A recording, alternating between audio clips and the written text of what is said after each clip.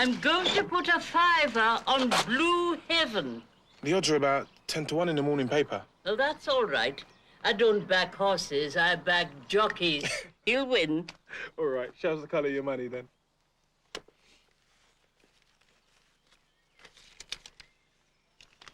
I'll put it on at lunchtime. I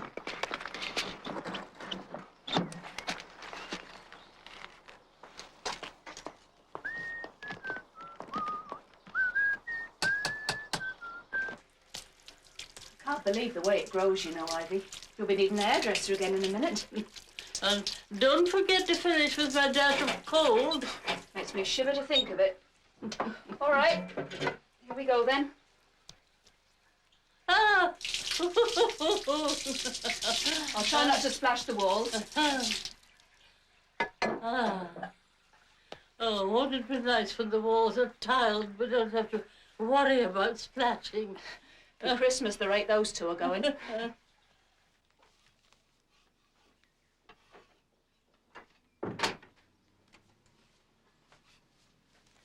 You're early with that. No, Mother. It's Wednesday. Off gallivanting. Fancy marrying at your age. I expect you found out you weren't missing much. Now, don't start on about that again. This house must be worth a tidy penny now the street's gone up market. If I sold up, I could get myself properly looked after in a home, not left here while you go off with him. Elsie always comes and sits with you. Besides, they wouldn't put up with you in a home. Not the way I do.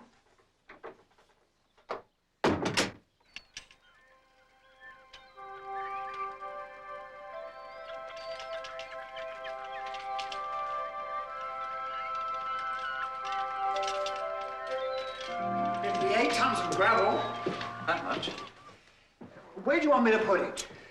Well, I'll have to go outside the curtain wall by the gate tower. Oh, Mr. Wrangton, I just And wanted to it must be finished by Easter, before the summer hordes are upon us, defacing the stonework and leaving the rubbish behind. So, Margaret has roped you into the over 60s, Peter. Oh, it's been very helpful. But, Peter, could you just give us a talk as well on the castle for the over 60s? Why, I'd be delighted to talk to local people who really are interested. This castle has been standing for 900 years. Well, the over 60s have been standing for a great many years, but not 900. Not far off. Hey, Margaret?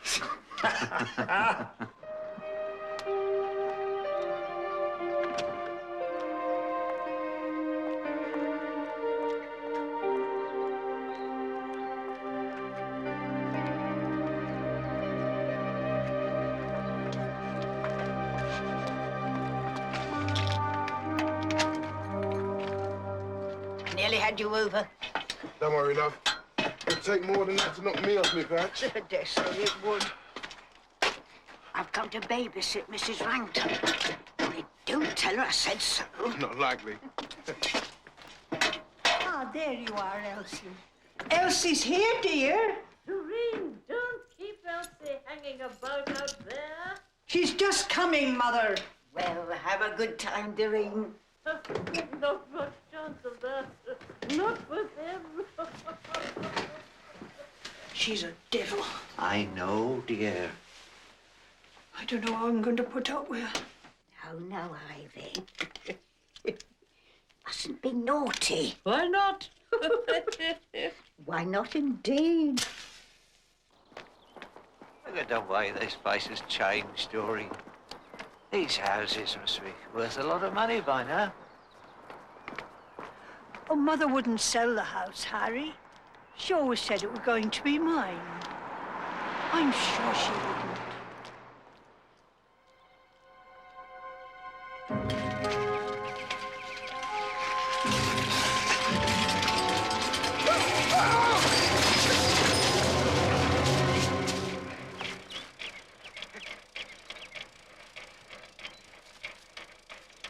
For those of you that don't know me, allow me to introduce myself.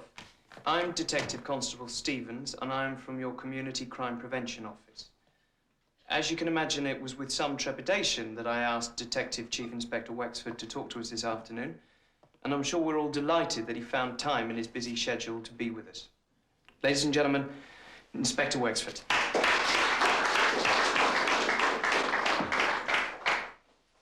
Ladies and gentlemen, Madam Chairman, I'm delighted to be with you this afternoon. If you believe everything that you read in the more sensational press, you'd think there was an attack or a mugging every few seconds. Oh, no, don't sit there. That's Arthur's chair. Well, he's not here, is he? Come in. He never misses. And listen here. You're much more likely to be mugged if you're under 21 than if you're over 65. And that's in the street, and not in your own home. But there are some simple rules that make life safe and peaceful for you. How many of you have bought goods from a door-to-door salesman? Now, I'm sure that you've all got chains on your doors. And if you haven't, I'll be down amongst you getting your addresses. We must get the painter to put it back. Eh? Anybody that comes to your house to read the painter. Arthur, are you all right? Someone pushed me off my bike.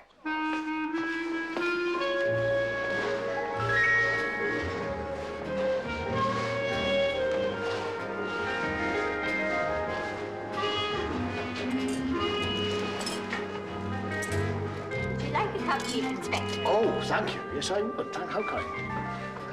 Dora, is all right? Yes, not too bad, Reg.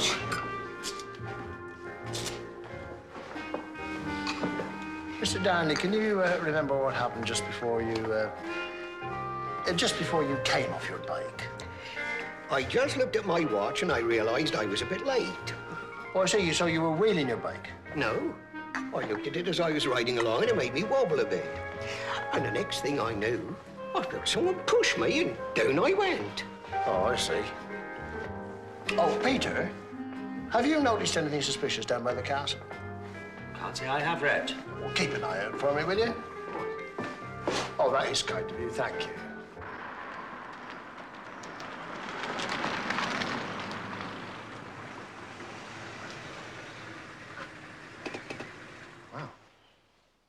Wow. You know the best thing about this afternoon? It was a good film? It was a good film. Very funny.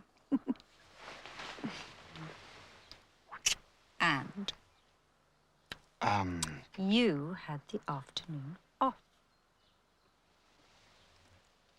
Coming down the track, goes in the tunnel, and it can't turn back.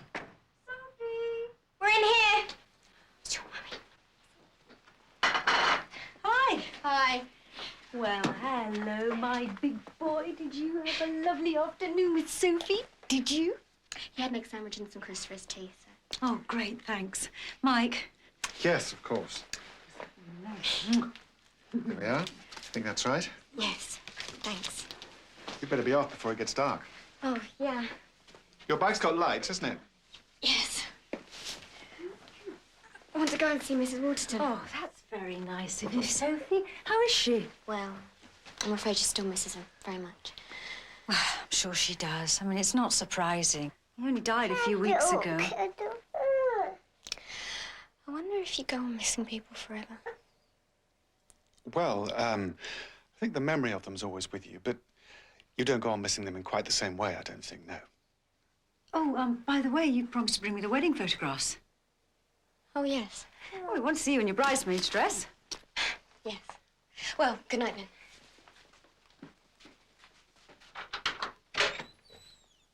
What was that all about? Don't know, do we?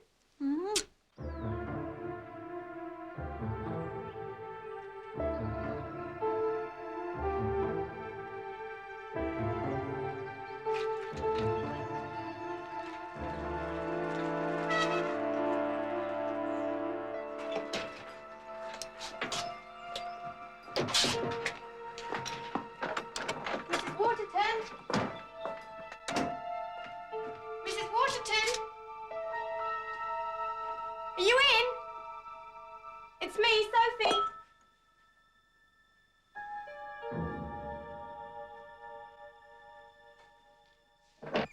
Mrs. Waterton.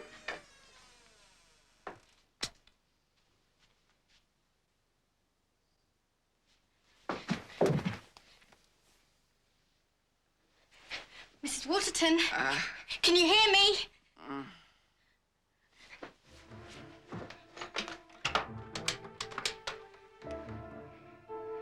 Ambulance. Sophie Stacey, I'm at 12 Colson Gardens. Oh, looks like an overdose. Yes, she's still conscious, but the pulse is very weak. Right, just get her to her feet. Right, okay. Come on, Mrs. Waterton. You've got to wake up. You've got to get to your feet and walk. And come on, Mrs. Waterton. Walk.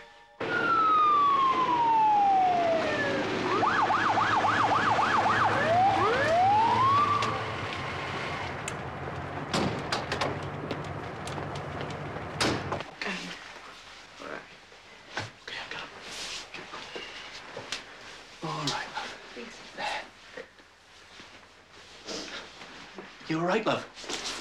Yeah. Sophie? That'll be my mum. Sophie, darling. I couldn't do anything. Good job your daughter had her wits about her and called her straight away. I'm not his daughter. We're very, very proud of her. You've been wonderful, Sophie. Now, why don't you go out to the car, Soph? Come on. Must have been a terrible shock for her. Come on. Mrs. Stacey, I am so sorry.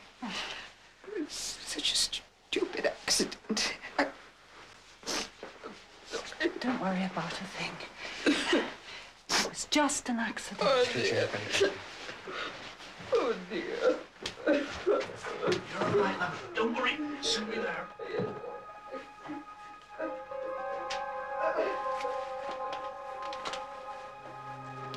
You've been wonderful, Sophie.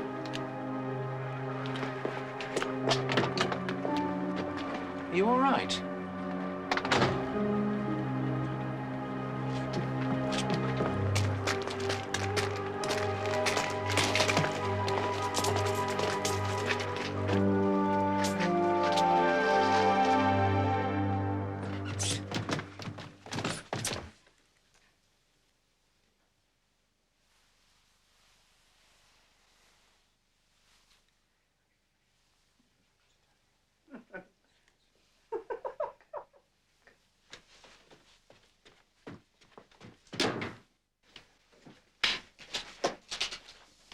Sophie, aren't you having your breakfast again? Oh, come on, darling. Desmond started his. Hey, what about a cinema this evening? Hmm? We'll have a pizza first and then go on. Will he be there? Yes, of course. Oh, come on, Sophie. Let's go, all three of us, just as we used to before the wedding. I'm visiting Ann Waterton. Do you have brothers and sisters?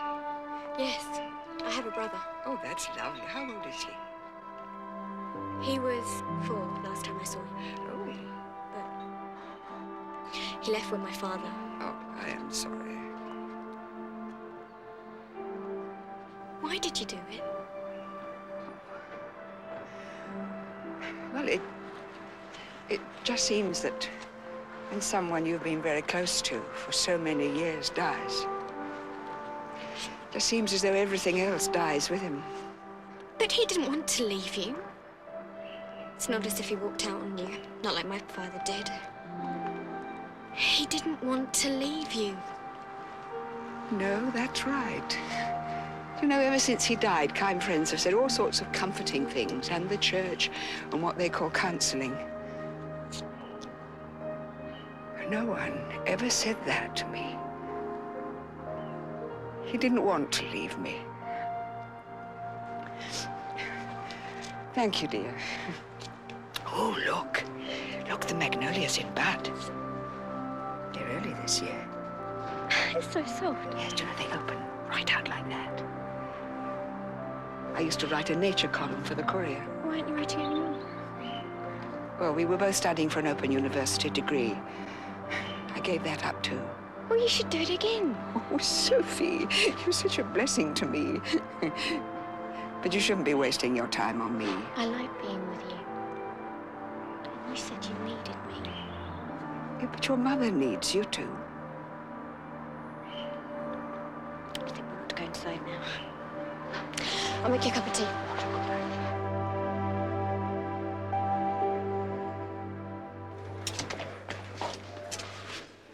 Hear your talk at the Over 60s Club is interrupted. That's right. An old chap fallen off his bicycle. He's got company. What? Woman tumbled off her bicycle. He says someone pushed her off. She said that? When did it happen?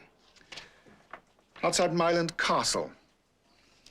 Jenny's got a concert there in a few days. Myland Castle? I thought that was a ruin. Only part ruin. Perhaps it's also got a ghost who likes pushing people off bicycles. Yeah, well, I don't believe in those sort of ghosts. Now, this old woman... She isn't old. 42.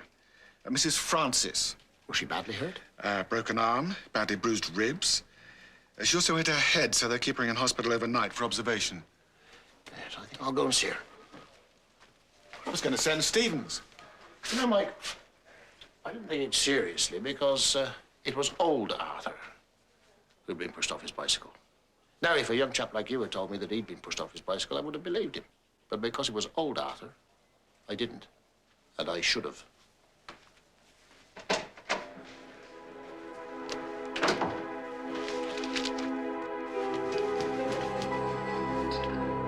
Oh, I'm sure she just overslept. Still, she does look rather poorly.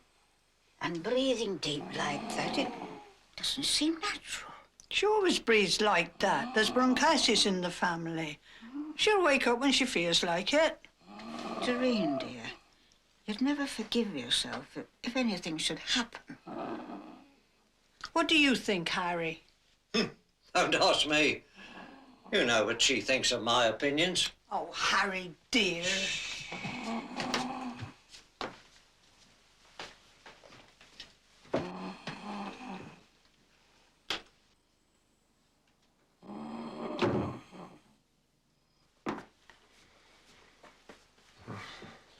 If you're really worried, I should call the doctor. What do you think, dear? I thought Dr. Crocker was away. Oh, yes. But he must have someone standing in. Yes, well, I suppose we could call. I was a bit later than I meant to be. I heard a rustle in the bushes, so I turned round. And I felt someone behind me and a hand in my back pushing me, and down I went. Did you see whoever it was? No, it happened in a moment. But you're sure they pushed you? Yes, I couldn't mistake that. Could you tell whether it was a man or a woman? No. It was a very strong push, almost like... I was going to say something daft. Well, go on, try it anyway.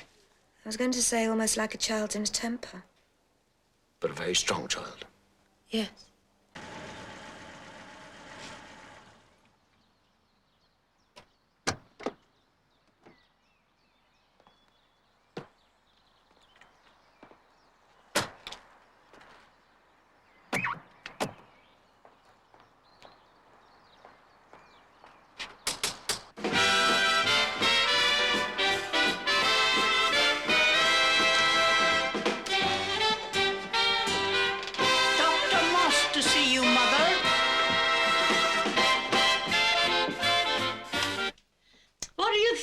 Doing? Dr. Moss is here. Good morning, Mrs. Wrangton. Who are you? I'm Dr. Crocker's locum. Well, I don't know what you're doing here. I never sent for you. Oh, Mother. I'm just waiting for Nurse Radcliffe to give me my bath. There's nothing wrong with me. I'm sure you could run the 4-minute mile at the drop of a hat, but let's just make sure, shall we? Now, what's all this about you oversleeping? Well, if you must know, last night I said I'd see myself to bed. So when they'd gone up, I nipped into the sitting room and sat up half the night watching the football. Oh, don't tell them. I wouldn't dream of it.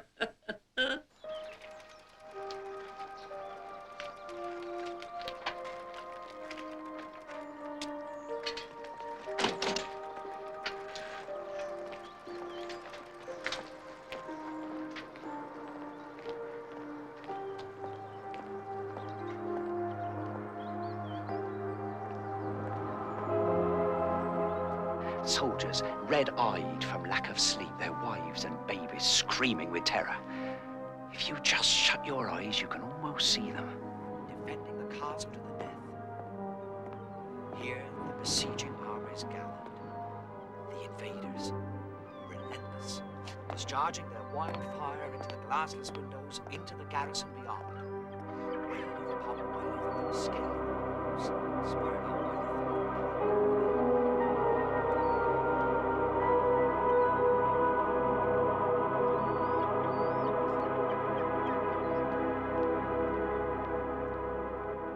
Everything's fine.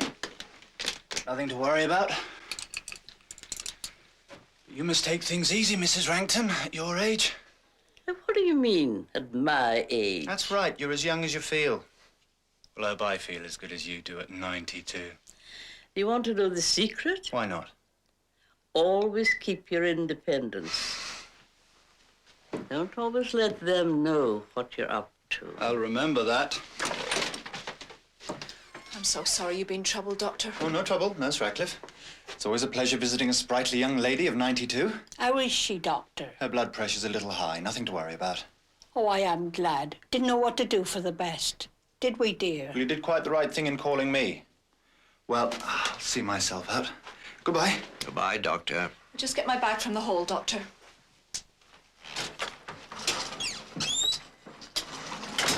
It smells dreadful. I'm sure that's what's upset Mrs. Wrangton.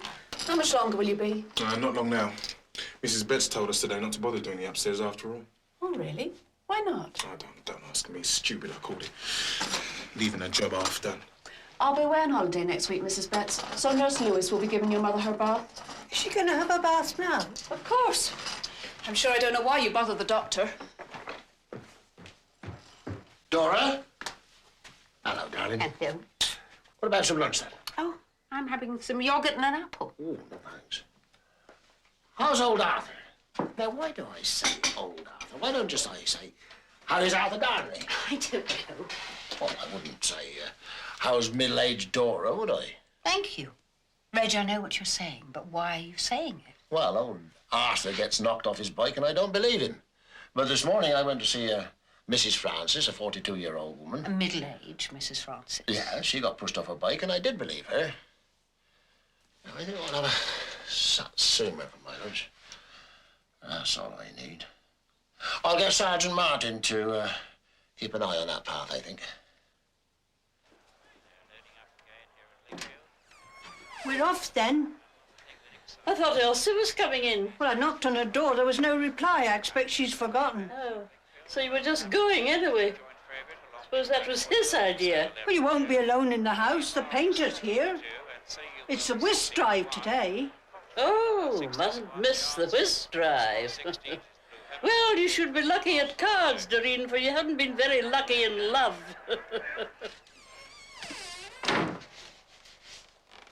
We're off now, then.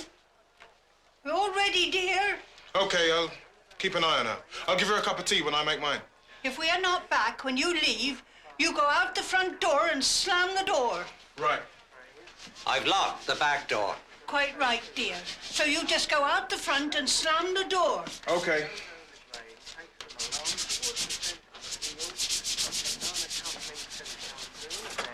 We shan't be light back. OK. Come on! Come on! You OK? Have they gone? Yeah, just gone. Well, thank heaven for that. Come on, come on! Willie, come on! Do you fancy a cup of tea? Yes, yes, and you have one with me. The 2:45 at Lingfield will be on in a minute. Oh. Ah. one. Hearts are trumps.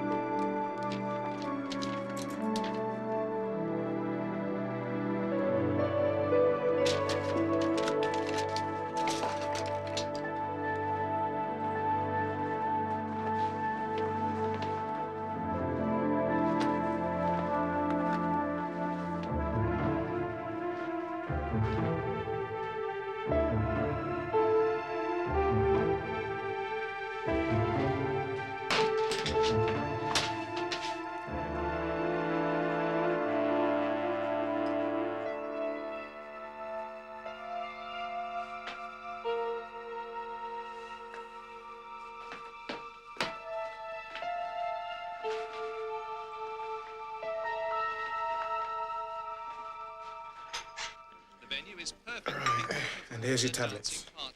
David and Peggy Milnes met for the first time on the dance floor and then promptly tied the knot. Oh, you are a good boy. Well, everyone's so friendly. It's a good social occasion. Yeah. There have been several wedding get-togethers from this hall, actually.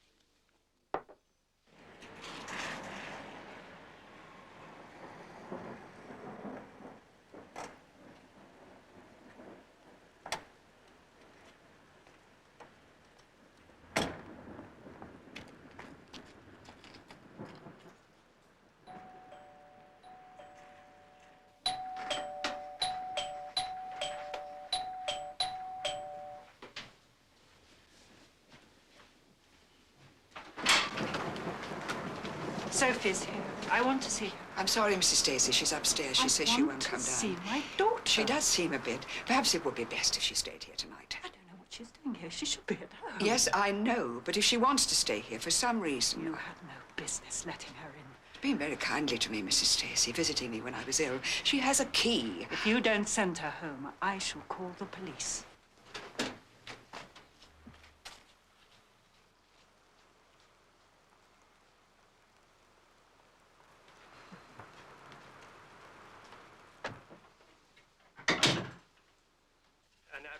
Roy, my head's worse. I feel ever so giddy. I think I'll go and lie down in my bed for a bit.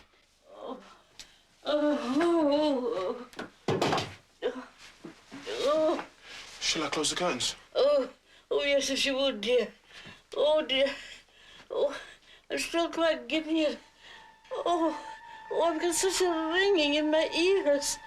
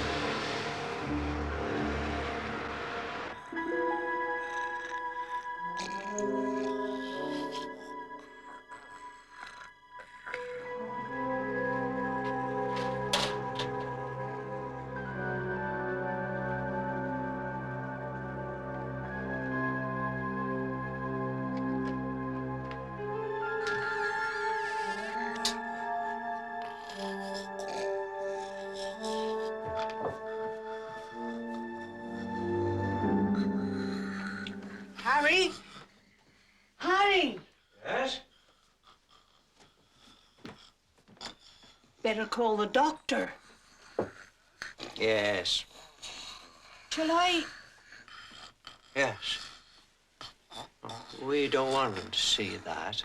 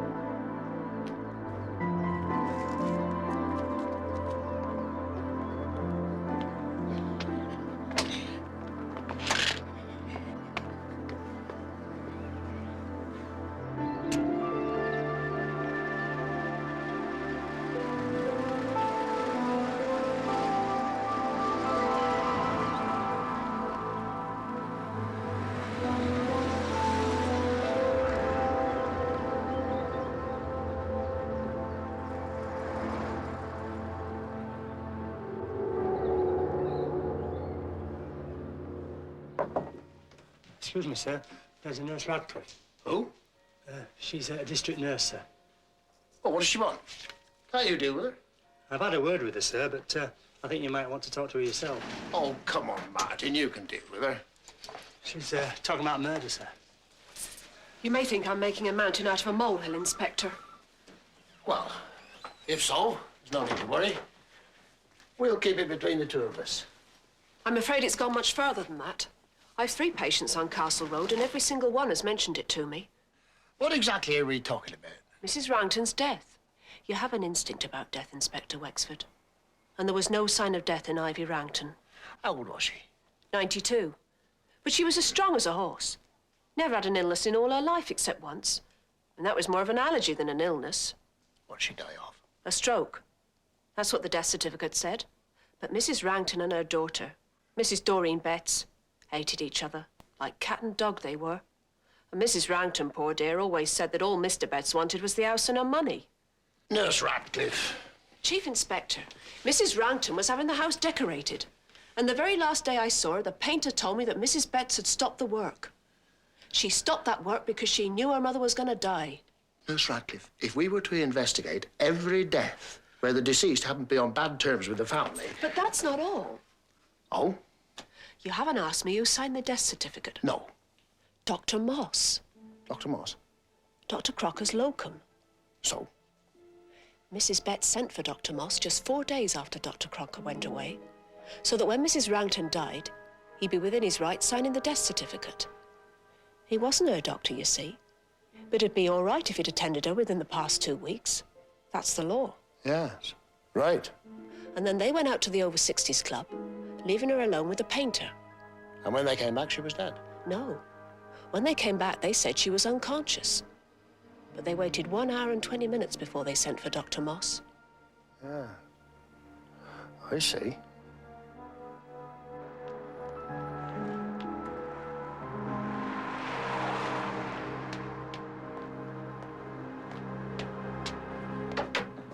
Len, would you have signed that death certificate for Ivy Wrangton? Of course I would. Why not? How did Dr. Moss know that it was a stroke without a post-mortem? Because he saw her, didn't he? In the morning. And that evening, he got there about 30 minutes before she breathed her last. Oh, did he? Yes, he did. Oh, come on, Reg.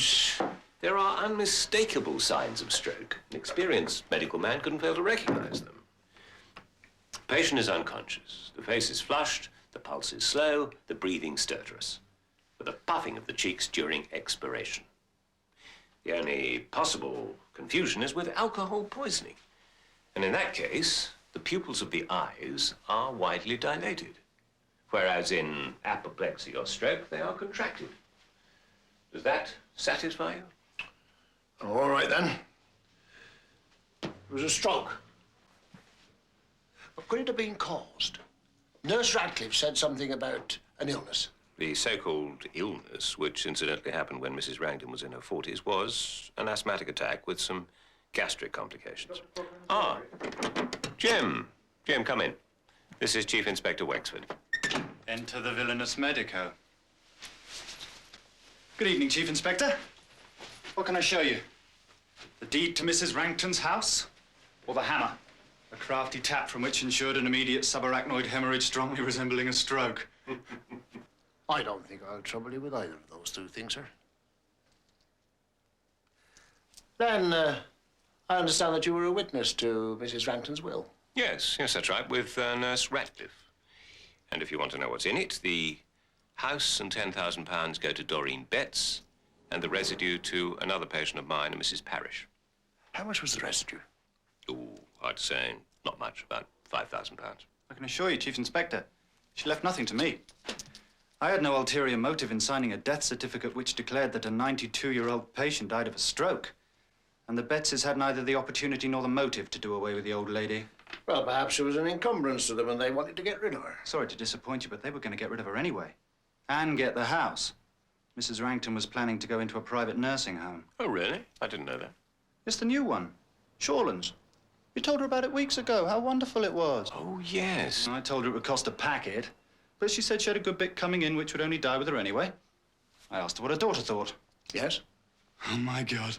People like you see sinister nuances in the most innocent remarks. And she said, you'd think Doreen would be only too pleased to see the back of me, wouldn't you? So, Chief Inspector, there goes your motive.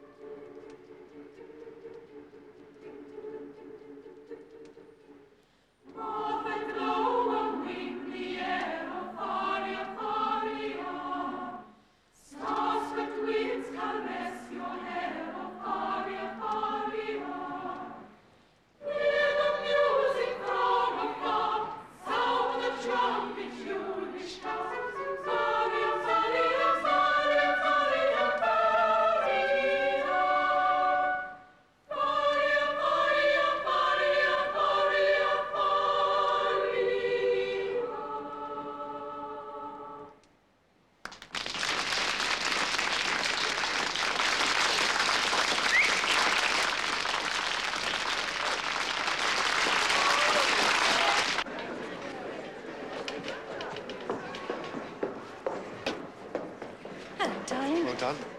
Thanks. Oh, your hands are like ice. Oh. Could you hear anything? Oh, yes, it was very good. Oh, there's something magical about a choir in a 12th century castle, don't you think? Perhaps next time you should try it in the summer, then. Coffee with no sugar. Be eaten alive by mosquitoes. No, thank you. Oh, Peter. This is Peter Renton. He's chief guide here at Milan Castle. What he doesn't know about the place isn't worth knowing. This is my husband. How do you do? How do you do? A couple of lads riding their bikes on the footpath said someone threw a stone at them. Oh, dear. Are they all right? Yes. Well, one of them took a bit of a tumble, but no harm done. Well, I wouldn't have thought that path was the safest place for cycling at night. That's what I told them. It's dangerous. Did they see the person who threw the stone? Perhaps I should talk to them. Oh, they're long gone by now. You're off duty. Yes, quite right, I am.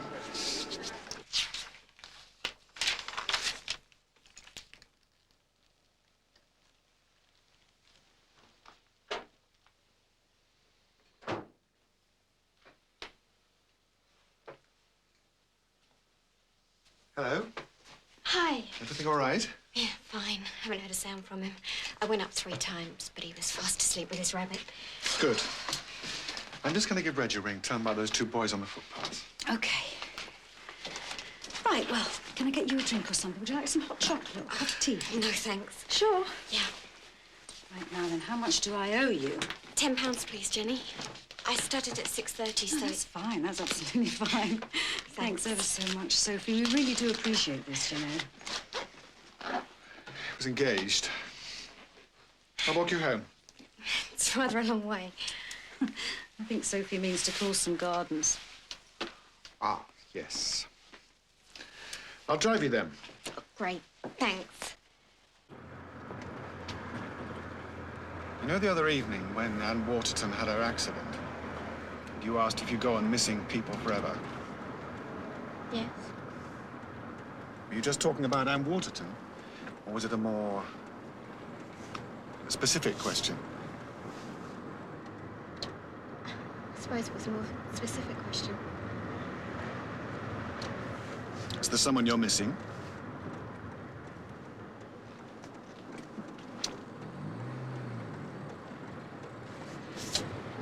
Oh, stop here.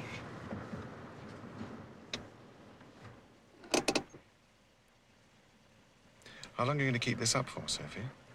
What? Living here with Ann Waterton, refusing to go back to your mother. I haven't refused to go home. I've said I'll go home when she gets rid of him.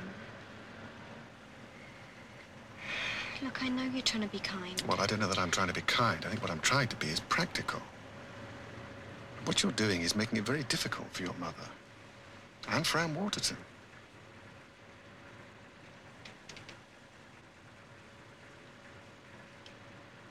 My mother's making it difficult for herself.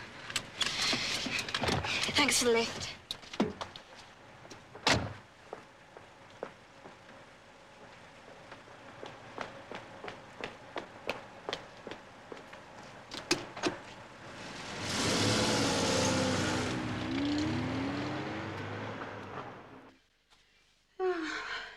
Francis is saying that Bill's mother's got to go into a nursing home. That's bad then. Well, she was getting very frail and wandery, so it was either a nursing home or Francis having her, which just isn't on. Still, £400 a week. £400 a week? For the nursing home, yes. Doubt if Bill and Fran can manage that for long. And I'm sure the old lady hasn't got it. Well, I'm sure that you said £150 a week when your friend's aunt, Rosemary's aunt, went into her nursing home a couple of years ago. Darling, it wasn't a couple of years ago. It was at least 7 years. Was it? Well, Rosemary's aunt died 3 years ago. Why are you so concerned? Both my parents are dead, and so are yours. It's just not our problem. At least till our turn comes. Oh, don't say that. Still, £400 is a lot of money. Probably gone up by now.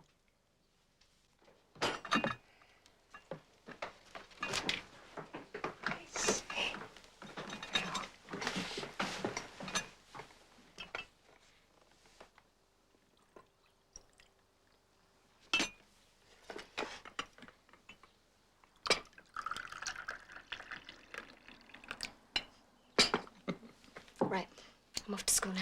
See you this evening. Sophie. Look, you really must go home soon. Really. But you said... You must. Your mother's very worried. And I'll get into trouble if you don't.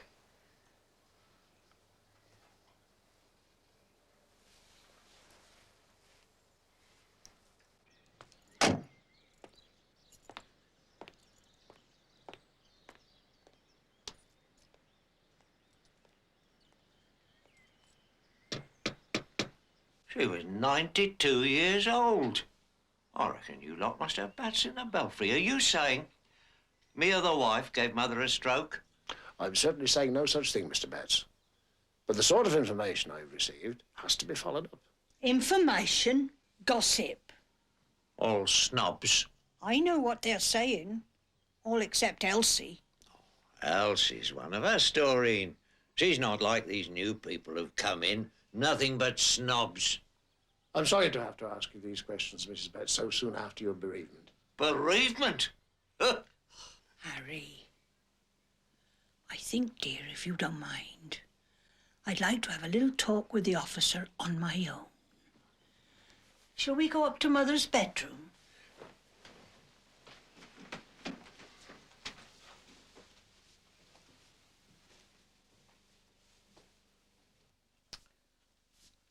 Mother came to sleep down here a few years ago. There's a toilet along the passage. She couldn't manage the stairs except when Nurse helped her.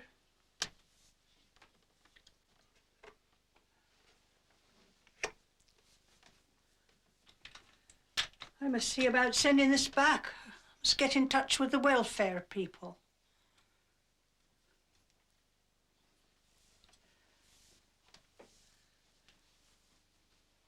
Mother hated Harry.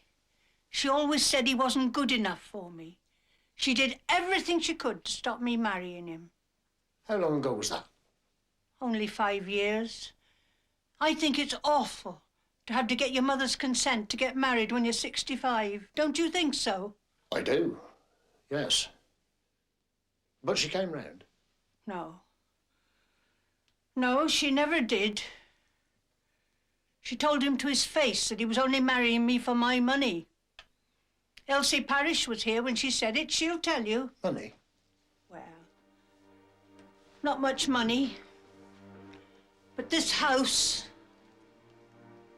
She always said I was to have this house. And after I married Harry, she threatened to leave it to my brother. You don't think that Harry...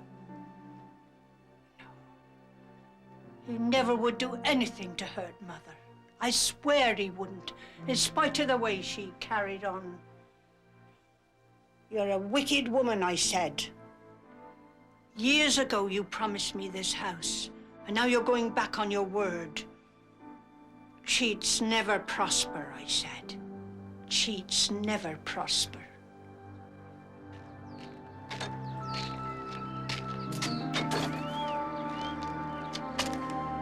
What are you doing here?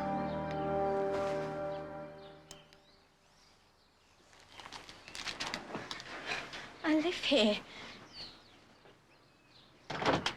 Oh, Miss Sophie, what? You took my key away from me. Yes, dear, but only because I wanted you to go home. I'll never go home while that man's there. Look, you better come in. Come along, darling. Sorry, thank you. At the risk of stating the obvious, what's he done to her? Oh, nothing. I'm sure of that. Everything was fine until he and Hillary got married. That's when the trouble started. I know I usually dismiss all that psychological stuff, but in this case, I think it might be appropriate. See, I don't think Sophie realized what it would mean to her to know that her mother and Desmond would be sharing a bed every night after the marriage. A sort of sexual explosion in the house. Well, you know what children are these days. No, are never quite as sophisticated as they think they are. Well, you may be right. Domestic cases, Mike. Domestic cases. Nothing to do with us.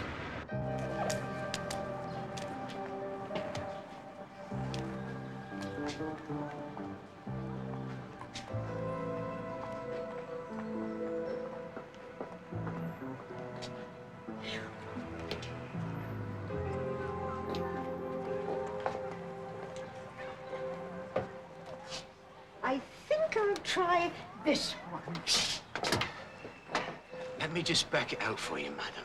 Oh, thank you, of course. And then perhaps a test drive?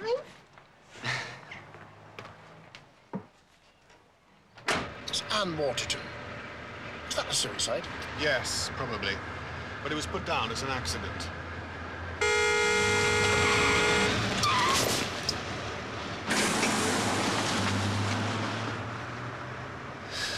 Bloody woman. Now, now. Don't be unkind to the aged. You might be one yourself one day.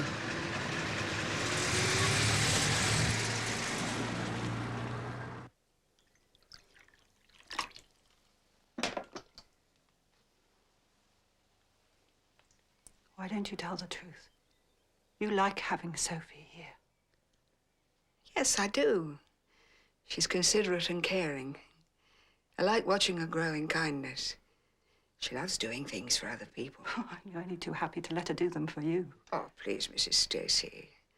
I've done everything you've asked me, but I cannot let her sleep on the streets. If she doesn't want to go home... How dare you suggest such a thing?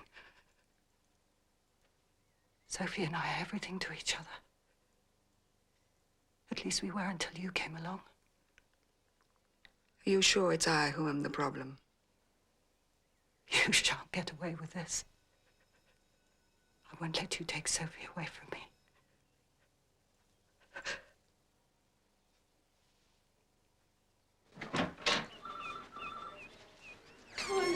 All right, Mrs. Headley. Nurse, we'll see you there. It's Mr. Wexford, isn't it? Do come this way. Hello, Sean's nursing home. How can I help you? Now, you wanted to find a home for your aunt. Yes. How old is she? 85. Is she in good health?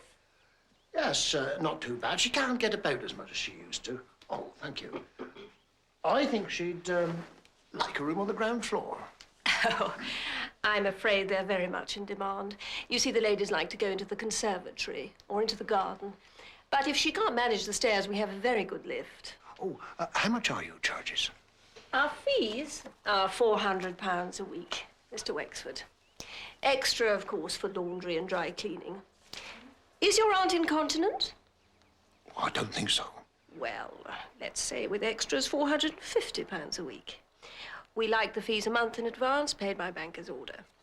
Oh, we also like our ladies to bring only synthetic fabrics with them. Oh? Well, then we can pop the whole lot in the washing machine. Oh, can I help you? By the way, a friend of my aunt's was thinking of coming here. Oh? Yes, Mrs. Wrangton, Mrs. Ivy Wrangton. Oh, yes. Yes, I do seem to remember Mrs. Wrangton. I sent her a brochure. Did she make a booking? No, but she sounded very interested. It would be nice for your aunt to have a friend here. Well, it would, only your prices are a bit higher than I expected. Well, you won't find anywhere more reasonable than this.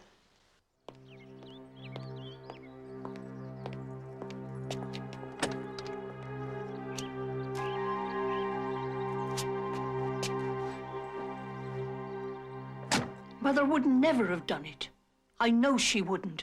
Even Mother wouldn't have been that cruel. So you didn't know that she intended to sell this house and moved into Shorelands? I know she didn't. It was just one of her ways of...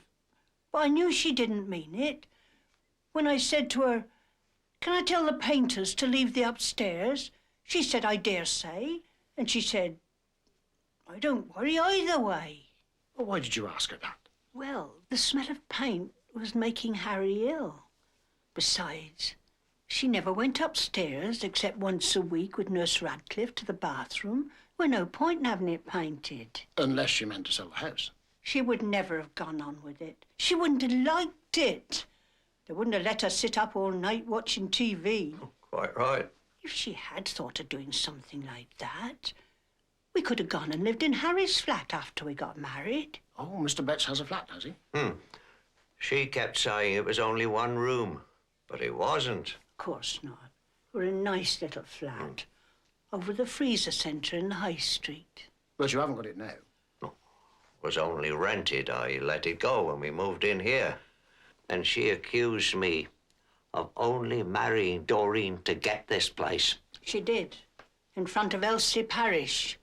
Harry never spoke a word to her again, and quite right, too. What right had she to say that to me? I could have killed her when she said that. Mother always promised Doreen this house. If she had sold it, where would we have gone? What would we have done?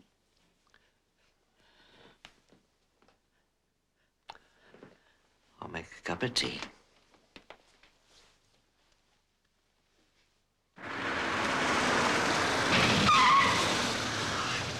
I think this one is lovely. But may I try the red one again? Certainly, Mrs. Parrish. I'll drop you off home after this next one. Would you just tell me about that Friday? Well, we wanted to go to the over-60s whist drive. And Elsie Parrish, Mother's pal, said she'd come and sit with her. And I was to go and knock on the door just before we left. So I popped down to Elsie's and I knocked on the door and I rang the bell. She were out. So I just thought she'd forgotten, and that was that. But Harry said, "Why not just go, just the same?" So you did? Well, the painter was here. What was his name? Ray? Roy. Oh, yes, that was it. Roy. He and Mother got on a treat. A sight better than her and I ever did, I can tell you. So you went to the whist drive and you left Mrs. Wrangton with the painter? He said he popped in several times to see if she was all right. Then about 3:30, she said she had a headache. And would he fetch her a couple of her paracetamols from the bathroom upstairs? What time did you get back from the whist drive? About 5:30. You want me to pour? No, dear, I'll pour. Roy was just packing up, and he said Mother was asleep on the bed. Milk and sugar? No sugar. I put my head round the door, but she'd drawn the curtains. Thank you. If you want the truth, I didn't look too closely. I just thought, thank God for an hour's peace before she starts picking on Harry. There you are, Doreen. Oh, I beg your pardon. I seem to be intruding. That's all right. Come on in, Elsie. Chief Inspector, this is Elsie Parrish.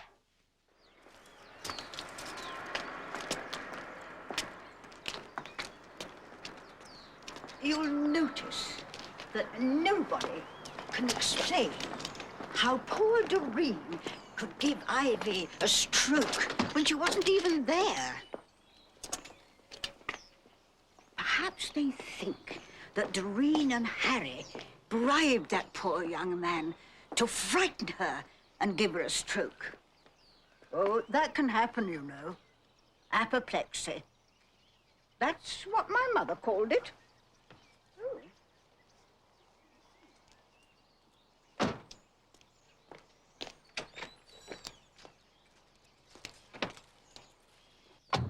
I don't often get invited out by gentlemen. It's quite out of the way down here. No buses come down here anymore.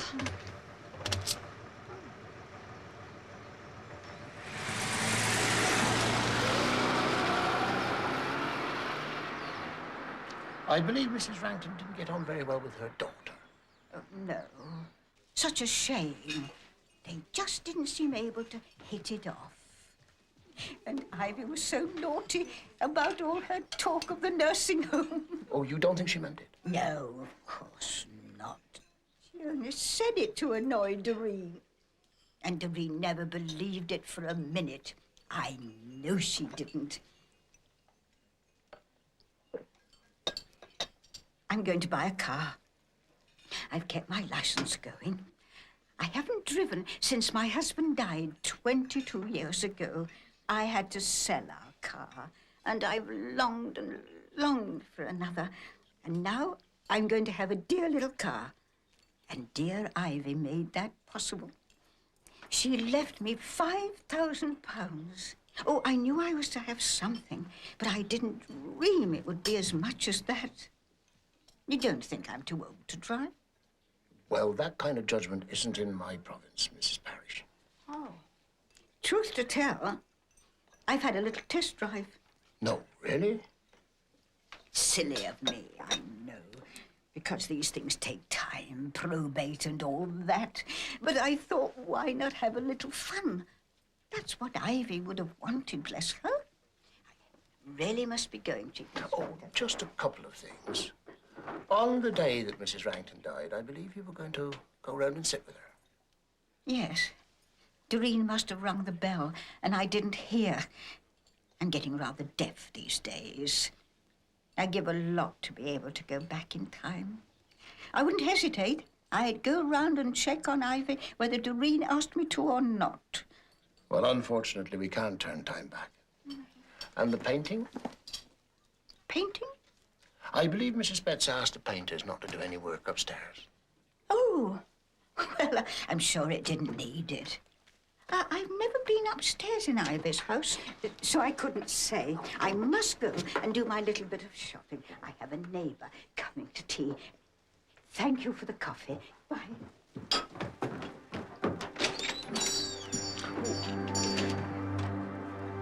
Thank you.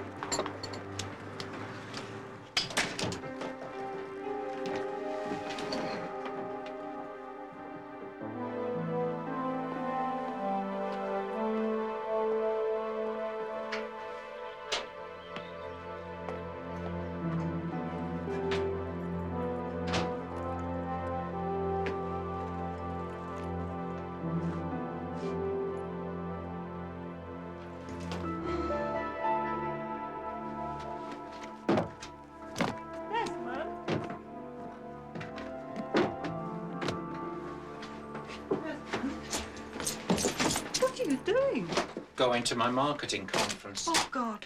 I forgot. Oh, I'm so sorry. Here, let me. I've done it. And I've had something to eat, and I mustn't miss my train. I just had to go to Mrs. Waterton. I had to see what was happening. Would you believe Sophie slept on her porch? But she's all right. Yes, yes, but I don't know what she can be thinking of. Hilary, everything in the garden was wonderful before we got married. Sophie was crazy about the idea. Remember her at the wedding? Well, something's gone very wrong since. Yes. Perhaps I shouldn't have moved into this house. I don't know. But I do know she's an intelligent girl. She must know what she's doing. If she's not prepared to accept our marriage, then she's better off where she is. No. No. I can get a legal order saying she must come home to us. If she's so happy there, they might make an order giving Sophie to Mrs. Waterton. And if Mrs. Waterton wasn't there, she'd have to come home to us. For God's sake, Hilary. You haven't listened to a word I've said. I'm sure it's possible. I'm sure it is. Please, Des, trust me. I can manage something. I know I can. Well, I hope so. I must go or I'm going to miss this train. Oh,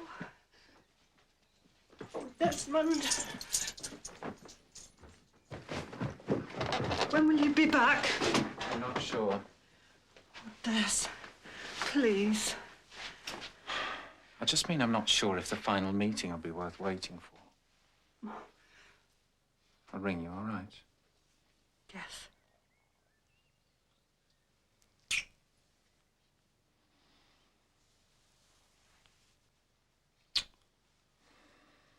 I'll sort something out. I promise you.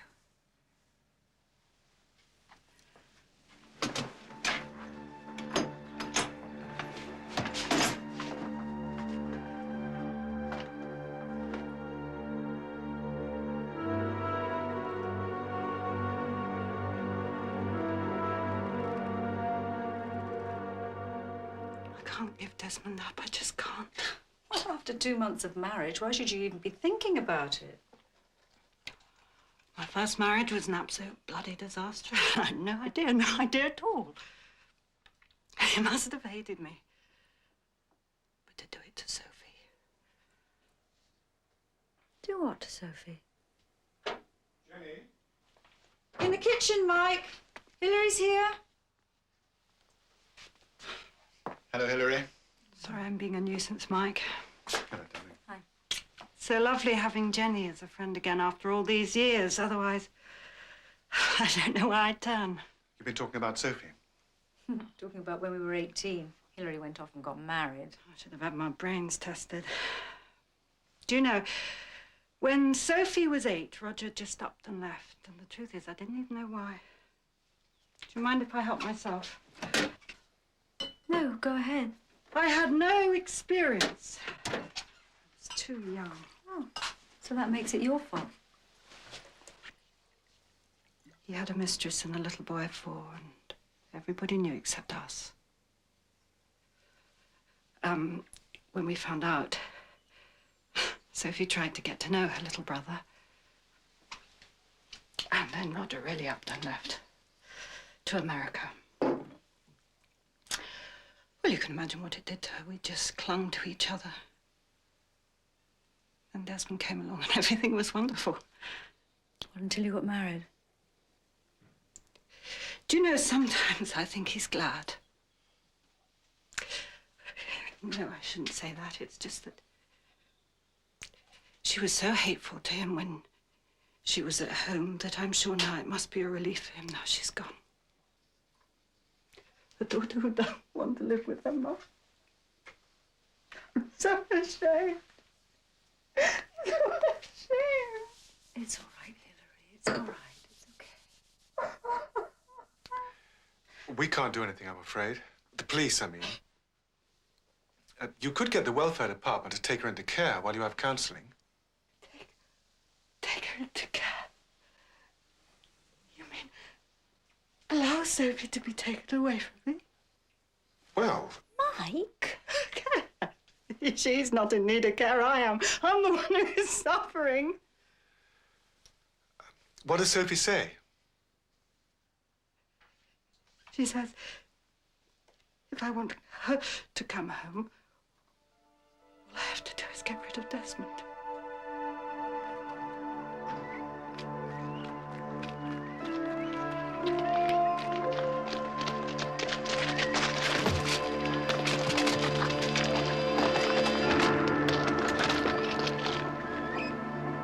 you hear me? Get a collar, Mark.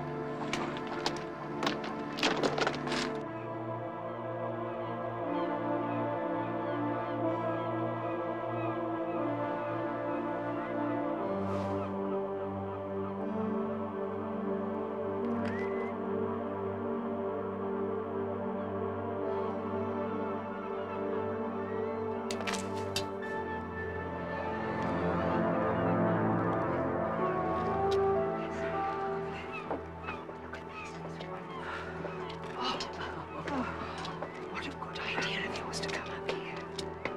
Just nearly there. Look at that.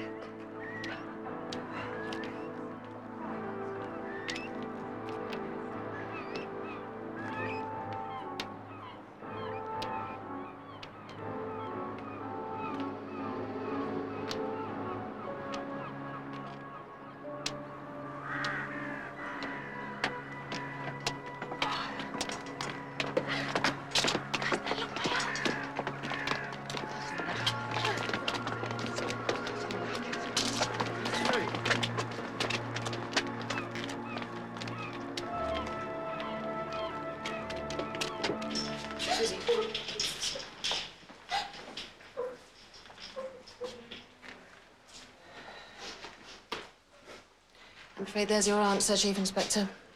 Those are the parents. It's no real consolation to know that she can't have known what was happening. Who would push a child off its bicycle? Well, there's no consolation from the fact that whoever did it didn't mean to kill her. Well, what did he mean to do? I wish I knew. It's not age or sex. It's just somebody pushing people off bicycles. Well, thank you, sister. Funny world. My job's just over. Yours has just started. Goodbye, Inspector. Dr. Newson, towards 6, please.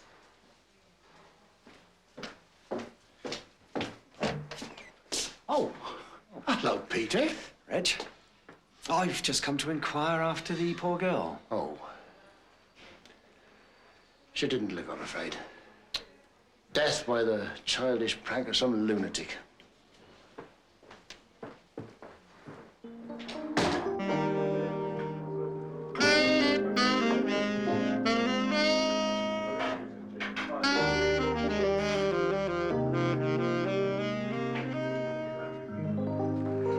Mr. Smith.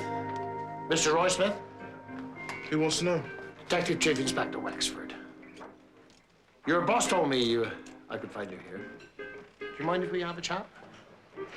Sure. You guys carry on until the end, yeah? We're back in a second. What would you like to drink? Whiskey, please. Scotch, please. So, what do you want to talk to me about? The death of Mrs. Wrangton. Yeah, well, I'll still be working in Castle Road if it weren't for that old cow. Oh, Mrs. Wrangton? No. Her daughter, Mrs. Betts, or whatever her name was. Real pain in the ass she was. Don't bother with the upstairs, she says. Mother wouldn't want it. If you ask me, she didn't give a damn what Mother wanted. See you later, man. She just wanted to get rid of her, all right? But you got on all right with Mrs. Wrangton? Oh, yeah. We got on okay. She reminded me of my nan. I couldn't believe it when I heard she'd gone. I was quite upset, you know. Really. Would you mind if we talk somewhere more privately? Could anybody have got into the house while you were working? When Mr. and Mrs. Betts were out? No way. See, the back door was locked. Well, at least the old fella said he'd locked it. He was a funny old git, wasn't he? He gave me the creeps. I don't know why she married him. Desperation, old Mrs. Wrangton used to say. You couldn't help laughing. So, Mr. Betts said he'd locked the back door and you were working in the hall? That's right. And Mrs. Wrangton was perfectly all right? Yeah. Well, she had a headache, but she was always getting them. Oh? Yeah. She took aspirin all the time. She shoveled them down 4 at a go. I suppose that's why her daughter kept them upstairs. Well, afraid of her taking too many. Anyway, I said I thought it was the paint that was giving her a headache. It gets to me sometimes. And she said what a good job I was making of the house and what a pity it was that she wouldn't be there to enjoy it. Really? Yeah, I thought that too. But she just laughed and said that I'd got it wrong and that she was going to move into a nursing home and that she was going to sell the place. Anyway, she asked me to nip upstairs to the bathroom cabinet and get a bottle of aspirins. Aspirins?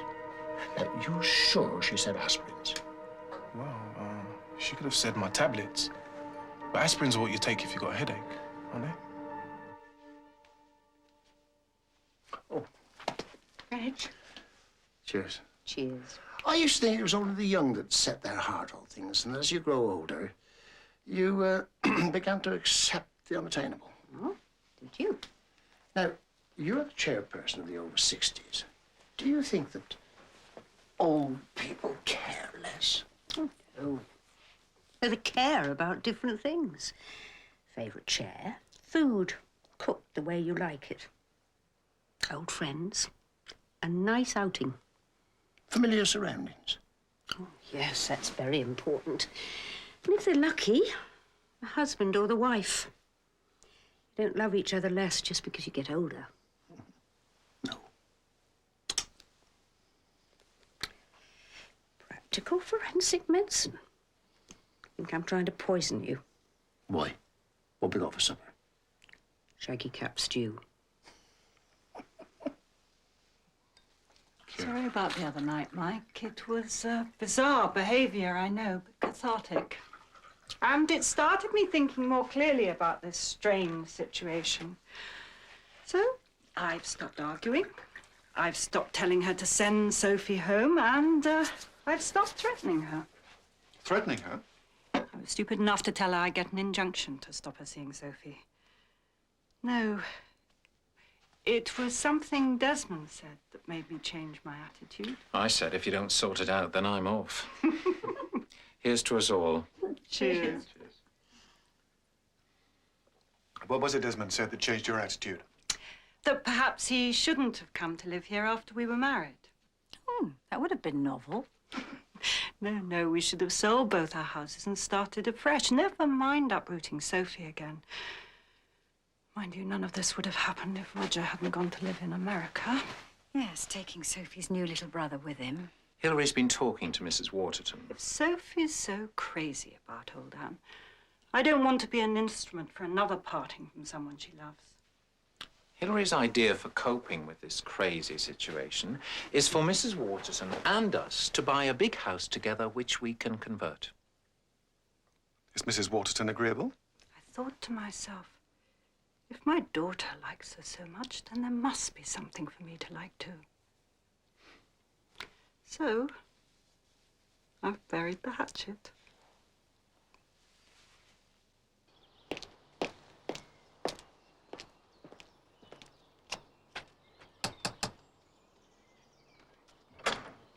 Mrs. Betts, would you mind giving me your mother's headache tablets? A paracetamol? I put them back in the bathroom cabinet afterwards.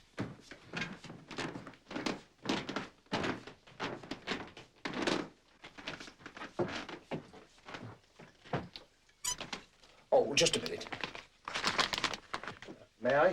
Oh, yes. There's nothing wrong with them, is there? They were prescribed by Dr. Crocker, same as usual. I picked them up myself from the chemist, didn't I, dear?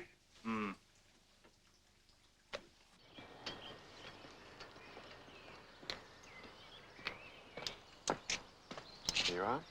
Thank you. Now, you're sure we've got complete secrecy? I only dropped it on Martin 15 minutes ago, so he hasn't had time to tell anyone.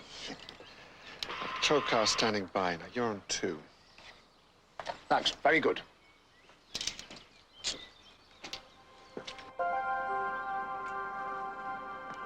Bravo 1. Are you in position? Bravo 1, affirmative. Right.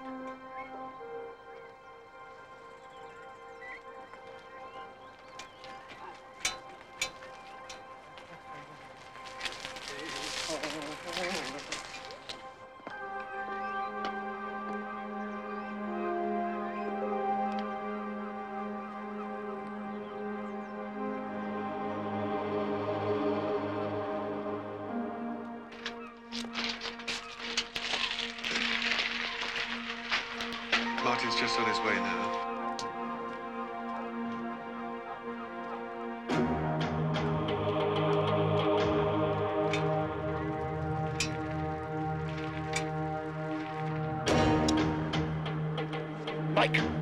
Wrangton, at the main gate. Bravo 1, Bravo 1.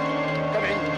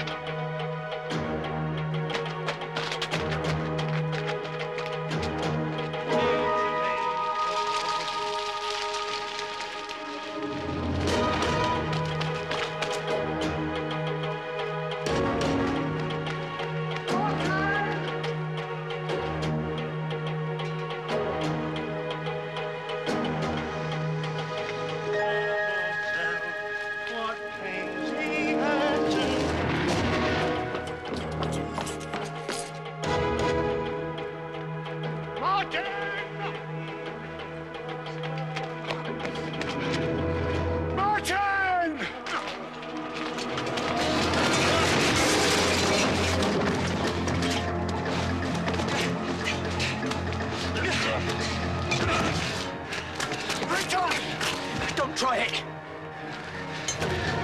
Drop the pole, Wrangton. Get back, Martin. Get out of it. Peter. The castle's safe. Nobody's going to try and get it. Safe? There's nobody safe. They're everywhere. The invaders. Can you see them? The castle's crumbling beneath them. They're going to be destroyed.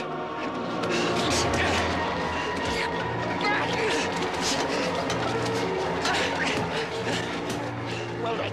Take him away.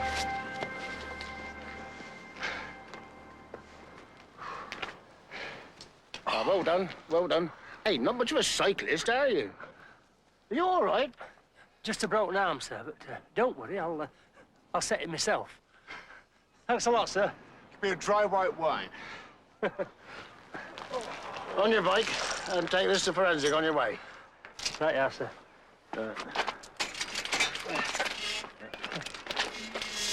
Well done.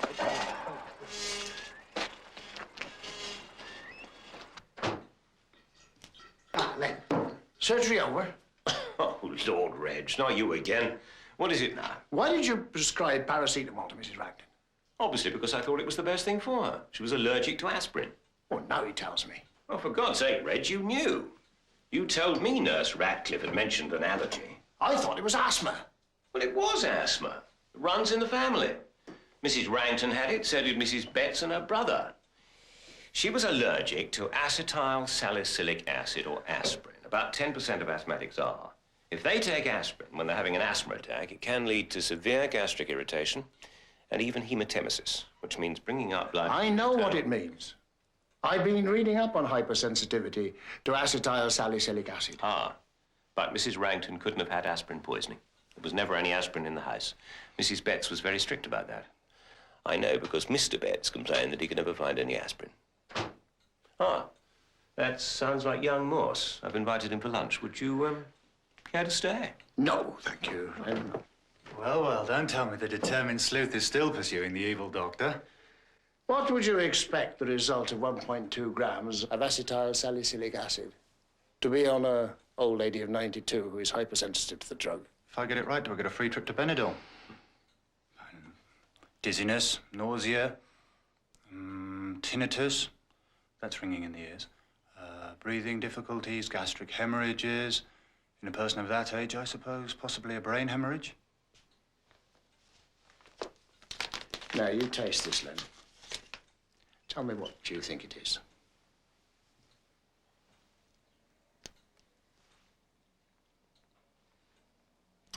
Well, I can't be sure, but it tastes like aspirin.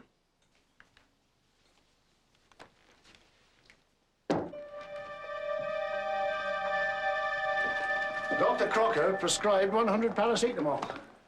When she died, there were 60 left. Only they weren't paracetamol. They were aspirins. You mean the pharmacist made a mistake? Oh, hardly. Anyway, at the rate the old girl took them, she would have been dead long before that. No, I'd say that someone, just before she died, changed the 64 paracetamol for 64 aspirins. So it was murder? With 4 aspirin? The daughter? No. For 2 reasons. One, she didn't need to change the tablets. She could have given her mother aspirin any time she liked. And the other? If she had changed all the tablets in the bottles, after her mother's death, she had ample opportunity of changing all the tablets back again. That last point presumably applies to Mr. Betts as well. Right. So, who did it? I shall know tomorrow.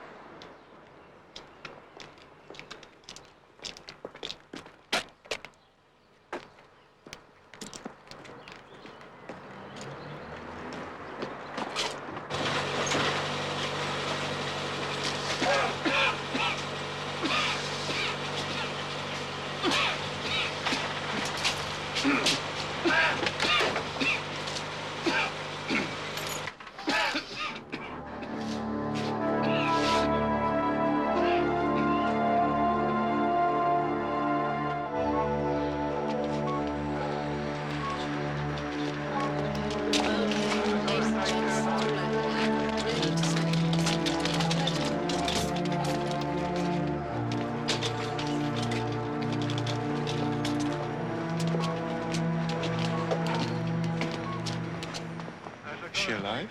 Got a cat in house, shall I say? What happened? Over here, sir.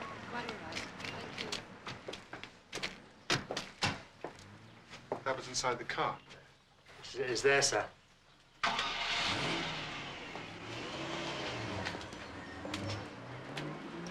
You've been inside the house yet? No, sir.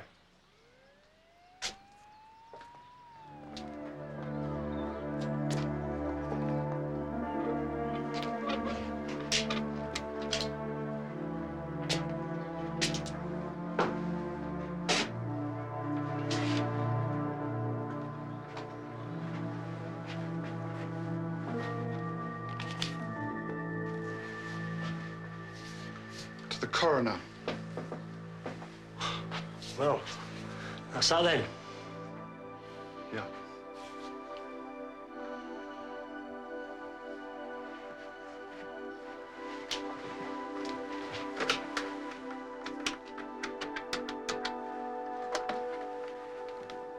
Jenny? Oh, no. What about Sophie? Oh, thank God. No, it's all right. I'll ring Hilary straight away. Thanks. I'll see you later. Bye.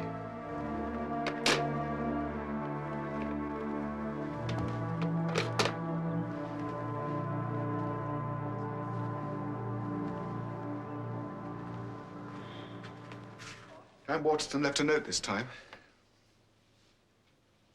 I said Ann Waterton left a note this time. Oh, what did he say? It was addressed to the coroner in a sealed envelope. I cannot go on. I am totally alone, with no prospect of things ever changing. I'm an unwanted woman, an unnecessary burden on society. It is better for everyone this way. Ann Waterton. Well, that sorts that out, doesn't it? Sorry I'm late, Reg. Hello, Mike. Hello, Len. So, you know who switched the tablets? Yes. Mr. Betts. No. Mrs. Betts, then? No, both the Betts were telling the truth. Oh, come on, Reg. I've got a surgery. Their dear old friend, Elsie Parrish. Well, I'll be damned.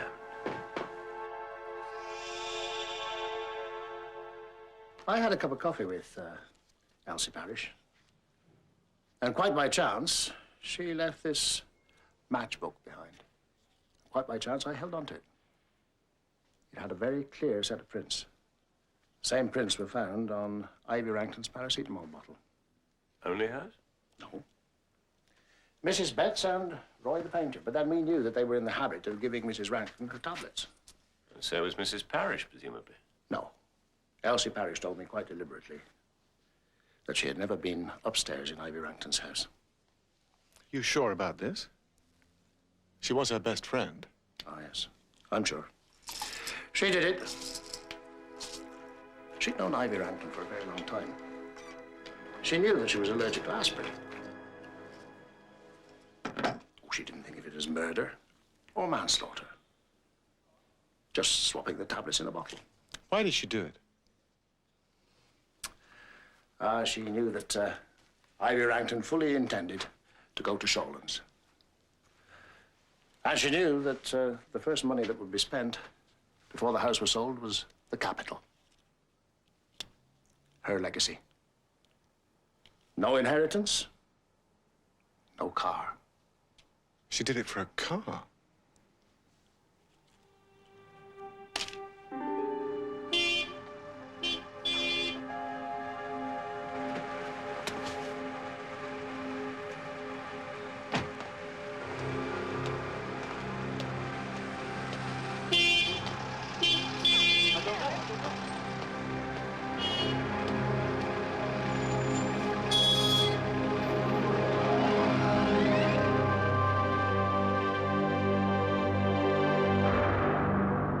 I doubt if we can prove it.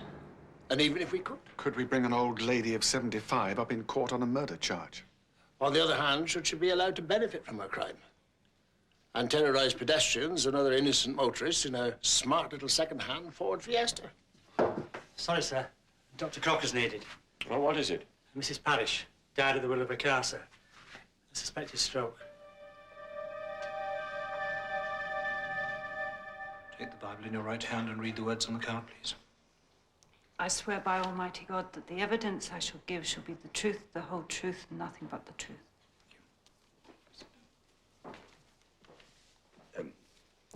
I see from these statements your daughter had gone on a school trip on the day in question and wasn't back till quite late. Yes, about 10:30. And your daughter, Sophie, is it? Yes. Sophie had found Mrs. Waterton after an earlier suicide attempt?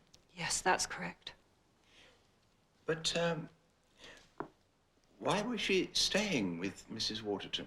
Sophie moved in with Mrs. Waterton because she was so concerned. She was worried she might try again. She was only staying for a short time. She was coming back at the weekend. I see. Constable, we have ascertained that this writing is the handwriting of the deceased. Yes, sir. It's been verified by a last employer. Thank you. Well, it's fortunate the child didn't find her a second time. Thank you, Mrs. Stacy. Well, gentlemen, I think that one's done. Thank you very much for your time. James, you've got all the statements there now, haven't you? Thank you.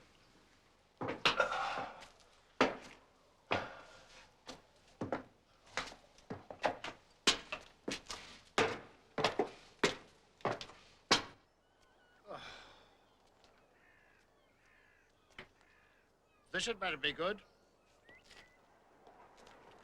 165 steps worth of good. Thought I'd finish with this place. What you doing up here, anyway? Getting some fresh air. I went to the coroner's court this morning. What's she doing here? I asked her to meet me here.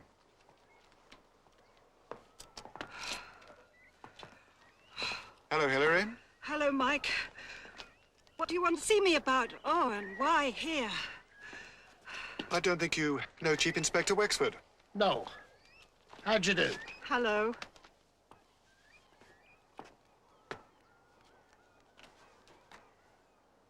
You were here the other day with Ann Waterton. Do you remember? Of course I remember. I was up here too. I don't think you saw me. But you saw someone or something that stayed your hand. Stay my hand? What are you talking about? I believe it was the moment you realized the solution to your problems. I had the feeling you were about to push Ann Waterton over the edge. But something you saw, or something you thought, stopped you. You thought of the suicide note. What do you mean? That was found and given to the coroner. I'm talking about the first suicide note. I didn't think there was one. I believe there was. You kept it. Was that what you thought of when you decided not to push her over? Did it suddenly give you the idea for a much cleverer murder? Would have been easy enough in your new role of friend to Ann Waterton to slip enough pills into a companionable cup of tea to render her unconscious.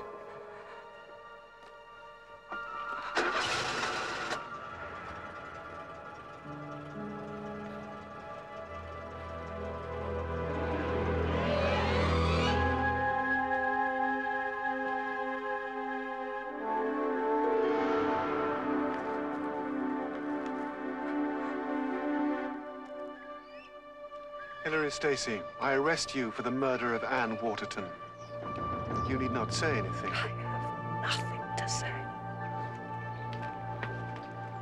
Sergeant Murphy. This way, Mrs. Stacey.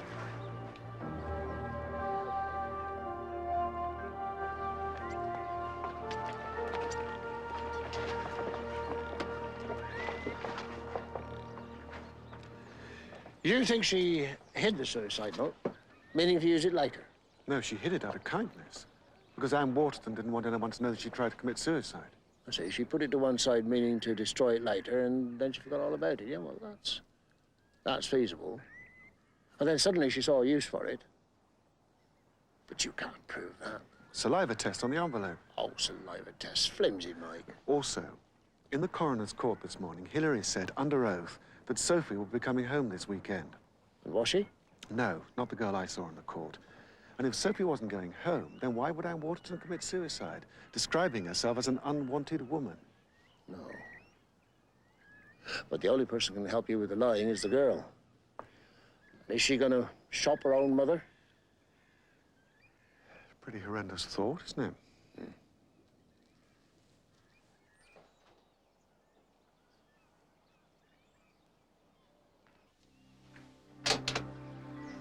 Hello, Mike. Sophie. I've come to stay. I can cook for you and Jenny, look after Mark. I won't be any trouble.